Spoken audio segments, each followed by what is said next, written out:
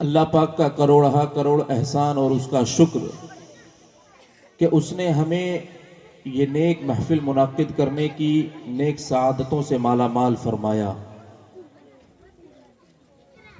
دیکھیں، دنیا میں کئی طرح کے محافل سجائی جاتی ہے، ہر کوئی اپنے اپنے طور پہ محفلیں کرتا ہے، لیکن ان کے محفلوں کا انداز تھوڑا الگ ہوتا ہے۔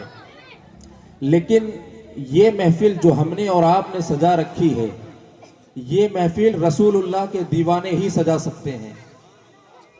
تو آپ لوگ بالکل دل جمعی کے ساتھ تشریف رکھیں کہ حضور کی محفل میں وہی آتا ہے جسے سرکار بلاتے ہیں، اس لیے ادب کے ساتھ بیٹھیں اور اللہ کے ذکر کو بہترین انداز میں آپ لوگ سماعت فرمائیں اور اس پر عمل کرنے کی کوشش کریں۔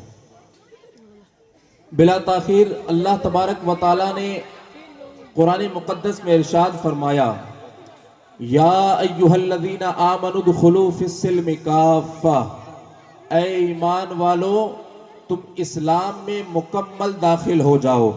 یعنی مذہب اسلام کا کلمہ جب تم نے پڑھا ہے تو اس کلمے پہ پورے طور پر اترنے کی کوشش کرو۔ وَلَا تَتَّبِعُوا خُطُوَاتِ الشَّيْطَانِ، اور تم شیطان کی ہرگز پیروی نہ کرو۔ اِنَّهُ لَكُمْ عَدُوٌّ مُبِينٌ، اس لیے کہ وہ تمہارا کھلم کھلا دشمن ہے۔ اب ہم نے جو کلمہ اسلام پڑھا ہے، جس کلمے کے دعوے دار ہم ہیں، جس کلمے کو ہم لوگ پڑھتے رہتے ہیں، ثواب کے طور پہ پڑھتے ہیں، جو کہ ہمارے مذہب کی سب سے اہم بنیاد ہے، لیکن فقط کلمہ پڑھ لینے کا نام ہی مسلمان نہیں ہے۔ کلمہ جب آپ نے پڑھا ہے تو آپ کی جانب سے یہ ثبوت بھی ہونا چاہیے کہ آپ اس کلمہ اسلام پہ مکمل اترتے ہوئے نظر آئیں۔ جب آپ نے کہا کہ میں گواہی دیتا ہوں کہ اللہ کے سوا کوئی معبود نہیں ہے، جب اللہ کے سوا کوئی معبود نہیں ہے تو آپ کا سجدہ بولے کہ واقعی میں اللہ کے سوا کوئی معبود نہیں ہے۔ آپ نے جب کہا کہ محمد الرسول اللہ اللہ کے بندے اور اس کے رسول ہیں، تو آپ کا ہر سنت آپ علیہ السلام کی تمام سنتوں پہ اترتے ہوئے آپ نظر آئیں، اور آپ کا یہ کلمہ مکمل آپ کے اس کلمے کی گواہی ہو۔ اور جب آپ رسول اللہ کی سنت پہ عمل کریں تو دیکھنے والا سمجھ جائے کہ واقعی یہ کلمہ پڑھنے والا ہے، صرف کلمہ پڑھنے والا ہی نہیں بلکہ کلمے پہ عمل کرنے والا بھی ہے۔ صرف کلمہ پڑھ لینے کا نام اسلام نہیں ہے، بلکہ اس کلمے پر عمل کرنا یہ سب سے اہم اور ضروری بات ہے۔ جب آپ کلمے پر عمل کرنے لگ جائیں گے، یعنی کہ جب آپ اللہ کے سوا کسی کو معبود نہیں سمجھتے ہیں، تو آپ نماز کے دامن سے وابستہ ہوتے ہوئے نظر آئیں گے۔ آپ کی مسجدیں ویران نہیں ہوں گی، آپ دینی کاموں میں جو ہے کثیر تعداد میں حصہ لیتے ہوئے نظر آئیں گے، نیکیوں کے بازار کو آپ گرم کرتے ہوئے نظر آئیں گے۔ جب آپ نے کلمہ پڑھا کہ میں گواہی دیتا ہوں کہ اللہ کے سوا کوئی معبود نہیں ہے، تو آپ کا ہر عمل نبی نبی بولتا ہوا نظر آئے گا، آپ کا ہر عمل نبی نبی بولتا ہوا نظر آئے گا۔ جب آپ چلیں گے تو لوگ کہیں گے کہ واقعی میں محمد الرسول اللہ کا غلام چل رہا ہے۔ جب آپ کھانا کھائیں گے تو آپ کا کھانا کھانے والا عمل یہ گواہی دے گا کہ یہ رسول اللہ کا امتی نظر آتا ہے۔ اسی طرح سے جب آپ کوئی بھی دینی کام انجام دیتے ہوئے نظر آئیں گے تو عوام کی نگاہ میں آپ غلام مصطفیٰ بن کے چمکتے اور دمکتے نظر آئیں گے، کیونکہ جو بندہ دل سے کلمہ پڑھتا ہے، جو بندہ ایمان کو سمجھ لیتا ہے، تو وہ رسول اللہ کی شریعت پر مکمل عمل کرتا ہوا نظر آتا ہے۔ اور جب بندہ شریعت مصطفیٰ پر مکمل عمل کرنے والا بن جائے تو یہی اس کی اہم زندگی ہوتی ہے، یہی اس کی خاص زندگی ہوتی ہے کہ اب جس کلمے کا اس نے دعویٰ کیا ہے وہ اس پر مکمل اترتا ہوا نظر آ رہا ہے۔ محمد کی محبت دین حق کی شرط اول ہے، اگر ہو اس میں کچھ خامی تو سب کچھ نامکمل ہے۔ آپ نے جو کلمہ پڑھا، آپ کا کلمہ یہ بھی گواہی دے کہ آپ کا پڑوسی آپ سے خوش ہے یا ناراض ہے۔ اگر آپ کا پڑوسی آپ کے قریب میں بھوکا ہے تو اسے جو ہے یہ احساس رہنا چاہیے کہ میرا جو پڑوسی گھر والا ہے وہ مجھے بھوکا سونے نہیں دے گا۔ اسی طرح سے اگر آپ کسی غریب کی مدد کریں تو وہ غریب آپ سے خوش ہو جائے، اس لیے کہ یہ بھی اسلام میں داخل ہے کہ اگر تم کسی غریب کی مدد کرتے ہو، کسی مسکین کی تم مدد کرتے ہو، کسی مسافر کے تم کام آتے ہو، تو یہ اللہ تبارک و تعالیٰ کو خوش کرنے والا عمل ہے۔ اس لیے کہ رسول اللہ صلی اللہ علیہ وسلم نے ارشاد فرمایا، حدیث پاک کا مفہوم ہے کہ جو لوگ غریبوں کی، مسکینوں کی، یتیموں کی اور مسافروں کی مدد کرتے ہیں وہ اللہ کے نزدیک مقرب اور خاص بندے بن جاتے ہیں۔ سبحان اللہ، سبحان اللہ۔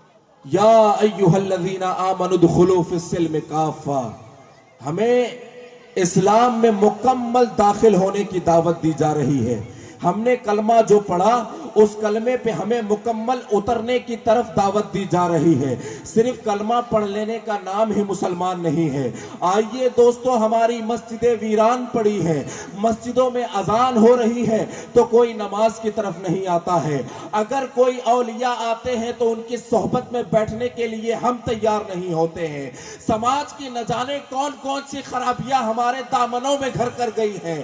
اللہ اکبر، جو لوگ رسول اللہ کی شریعت پہ چلتے ہیں، جو لوگ مصطفیٰ کا غلام ہونا خود کو ثابت کرتے ہیں، جو لوگ یہ کہتے ہیں کہ ہم مسلمان ہیں، اور ان کے عمل کا حال یہ ہے کہ جب مسجدوں میں اذان ہوتی ہے تو وہ نکل جاتے ہیں چوراہوں بازاروں کی طرف، ان کو جو ہے نماز کی طرف ان کا دل رغبت نہیں دلاتا ہے، اس لیے کہ صرف کلمہ ہی پڑھا ہے۔ اس کلمے کا اصل مقصد کیا ہے، اس کلمے کے مقصد کو ہم نے اور آپ نے آج تک سمجھنے کی کوشش نہیں کی ہے۔ آپ کہتے ہیں کہ اللہ کے سوا کوئی معبود نہیں ہے، عبادت کرتے ہوئے تو آپ نظر نہیں آ رہے ہیں، آپ جب کلمہ پڑھ رہے ہیں تو آپ جو ہے نیکیاں کرتے ہوئے تو نظر نہیں آ رہے ہیں۔ علماء اکرام جب آپ کو دین کی طرف بلائیں تو یہ آپ کو آپ کے دشمن نظر آنے لگتے ہیں۔ اللہ اکبر، یہ علماء ہی سب سے بڑے آپ کے خیر خواہ ہیں۔ کیوں؟ کیونکہ اب نبیوں کا آنا بند ہو چکا ہے۔ صحابہ نے عرض کیا تھا نا حضور کی بارگاہ میں کہ یا رسول اللہ، آپ تو خاتم الزماں ہیں، آپ تو پیغمبر آخر الزماں ہیں، آپ کے بعد میں کوئی نبی آنے والا نہیں ہے، آپ کے بعد میں اس دین کے اشاعت و تبلیغ کے خاطر کون یہ کام سر انجام دے گا؟ تو اللہ کے رسول صلی اللہ علیہ وسلم نے ارشاد فرمایا تھا، حدیث پاک کا مفہوم ہے کہ اے میرے صحابہ، غم نہ کھاؤ، میرے جانے کے بعد میں جو عمل میں کر رہا ہوں، یعنی دین کے اشاعت و تبلیغ والا کام، وہ میری امت کے اولیاء اور میری امت کے علماء ہی انجام دیں گے۔ اس لیے یہ علماء اکرام آپ کو جو بھی دین کی دعوت دیں یہ آپ کی خیر خواہی کے لیے ہی کرتے ہیں۔ اگر یہ آپ کو نماز کی طرف بلا رہے ہیں تو ان کا کوئی فائدہ نہیں ہے دوستو۔ اگر یہ آپ کو نماز کی طرف بلا رہے ہیں تو اس میں صرف اور صرف آپ ہی کا فائدہ ہے، اس لیے کہ نماز جو ہے یہ سب سے اہم فرض ہے۔ اگر آپ نماز نہیں پڑھیں گے تو قبر میں آپ کو کوڑے مارے جائیں گے، کل کو آپ میدان محشر میں رسوا ہوں گے، اللہ کی ذات آپ سے ناراض ہو جائے گی۔ اللہ پناہ میں رکھے، جس سے خدا ناراض ہو جائے پھر اسے جو ہے کون خوش کرنے والا ہے، اور جس سے اللہ راضی ہو جائے پھر اس سے چاہے پوری دنیا ہی ناراض ہو جائے اسے ذرہ برابر بھی فرق نہیں پڑنے والا ہے۔ یا ایھا الذین آمنوا ادخلوا فی السلم کافہ ولا تتبعوا خطوات الشیطان۔ ہم لوگ کیا کرتے ہیں؟ ہم لوگ وہ کام انجام دیتے ہیں جس سے شیطان بیچارہ خوش ہو جاتا ہے، یعنی شیطان کو راضی کرنے کے لیے ہم ہر عمل اپناتے ہیں۔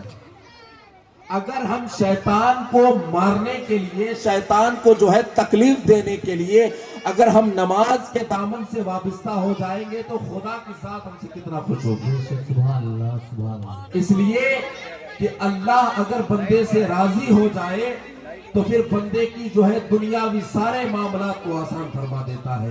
اور ہم لوگ جو ہے طرح طرح کے معاملات میں پھنسے ہوئے، الجھے ہوئے لوگ ہیں، اسی لیے ہم لوگ جو ہے نماز کے قریب نہیں ہو پا رہے ہیں، اس لیے کہ ہم نے شریعت مطہرہ کو سمجھنے کی کوشش نہیں کی ہے، ہم نے علماء کی صحبت کبھی اختیار نہیں کی ہے، ہم نے اولیاء کی صحبت کو کبھی اختیار نہیں کی ہے۔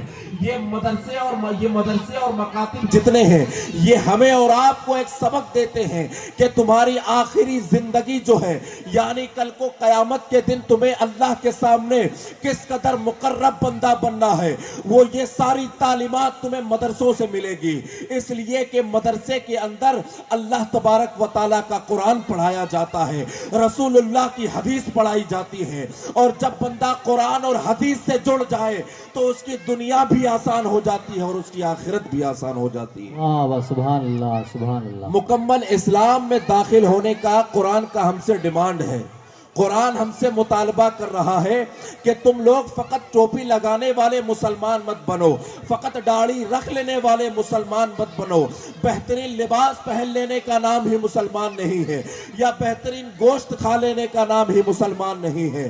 اللہ اکبر۔ آپ جو ہے یہ سمجھے کہ جب آپ ٹوپی لگاتے ہیں تو دنیا آپ کو مسلمان سمجھ کر کے جھک کر کے سلام کرنے پر مجبور ہو جاتی ہے، لیکن آپ ٹوپی پہن کر کے خدا کی بارگاہ میں جھکنے کے لیے کیوں تیار نہیں ہے؟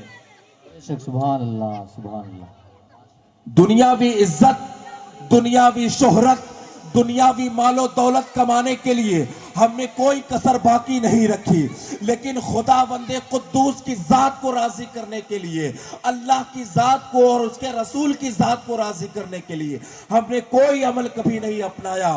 ہم نے کبھی اس چیز پر جو ہے غور تک نہیں کیا کہ کون سی ذات ہمارے اللہ تبارک و تعالیٰ کی ذات ہم کس طرح سے راضی کر سکتے ہیں، رسول اللہ کی ذات کو کس قدر ہم راضی کر سکتے ہیں۔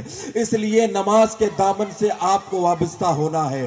آج آپ اس محفل سے، اس مجلس سے یہ عہد کر کے اٹھیں کہ ہم جو ہے آج کے بعد میں اپنی زندگی کی پوری نماز ادا کریں گے اور کبھی بھی ہم جو ہے نماز قضا کرنے والے نہیں بنیں گے، علماء کی صحبت میں بیٹھنے والے بنیں گے، اولیاء کی صحبت میں بیٹھنے والے بنیں گے، اس لیے کہ یہ دونوں صحبتیں ہمیں زندگی گزارنے کا صحیح اور بہترین سلیقہ بتاتی ہے۔